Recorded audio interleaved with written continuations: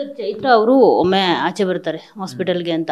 So ಅದು ಶಿಶಿರ್ ಅವ್ರನ್ನ nominee ಅಂದರೆ ಅವ್ರನ್ನ ಆಟಕ್ಕೆ ತಗೊಳ್ಳೋದಿಲ್ಲ, ತ್ರಿವಿಕ್ರಮ್ನ ಆಟಕ್ಕೆ ಅವರು ರೀಪ್ಲೇಸ್ ಮಾಡ್ಕೊಳ್ತಾರೆ. ಅದಾಗಿದ್ದಾದ್ಮೇಲೆ ಅವ್ರಿಗೆ ಕಳಪೆ ಕೊಡ್ತಾರೆ ಅಂತ ಅವ್ರಿಗೆ ತಲೆಗೆ ಬಂದ್ಬಿಟ್ಟಿರುತ್ತೆ.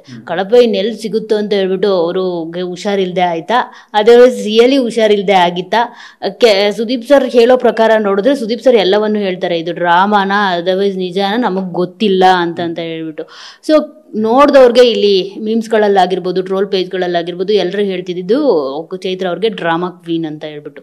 ಸೊ ನೀವೇನು ಹೇಳ್ತೀರಿ ಇದ್ರ ಬಗ್ಗೆ ಅಂತ?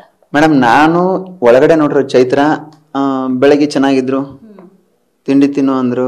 ಅಣ್ಣ ನನ್ನ ಕಳಪೆ ನನಗೆ ಕೊಡ್ತಾರೆ ನೋಡೋಣ ಇವರೆಲ್ಲ ಹಿಂಗೆ ಹಿಂಗೆ ಅಂತ ಕಳಪೆ ಅನ್ನೋದನ್ನ ತಲೆಗೆ ಹಾಕೊಂಡ್ಲು. ಮಧ್ಯಾಹ್ನ ತಿಂಡಿ ತಿನ್ನಲಿಲ್ಲ, ಊಟ ಮಾಡಲಿಲ್ಲ ಮಧ್ಯಾಹ್ನ. ಊಟ ಇಲ್ಲ ತಿಂಡಿ ಇಲ್ಲ ಅಂತಂದಾಗ ಅದೇನಾಯ್ತು, ಬಾತ್ರೂಮಲ್ಲಿ ಏನಾಯ್ತು ಅಂತ ನಮಗೆ ಗೊತ್ತಿಲ್ಲ. ನಿಜ ಹೇಳ್ಬೇಕು ಅಂದ್ರೆ ಯಾಕೆ ಅವ್ರು ಬಿದ್ರು ಅಂತ ಗೊತ್ತಿಲ್ಲ, ಯಾಕಂದ್ರೆ ನಾವೆಲ್ಲ ಹಾಲಲ್ಲಿ ಕೂತಿದ್ವಿ. ಬಿದ್ದ ತಕ್ಷಣ ಸಡನ್ ಆಗಿ ಬಿಗ್ ಬಾಸ್ ಅವರು ಗೌತಮಿ ಮತ್ತೆ ಭವಿನ್ ಕರೀತಾರೆ.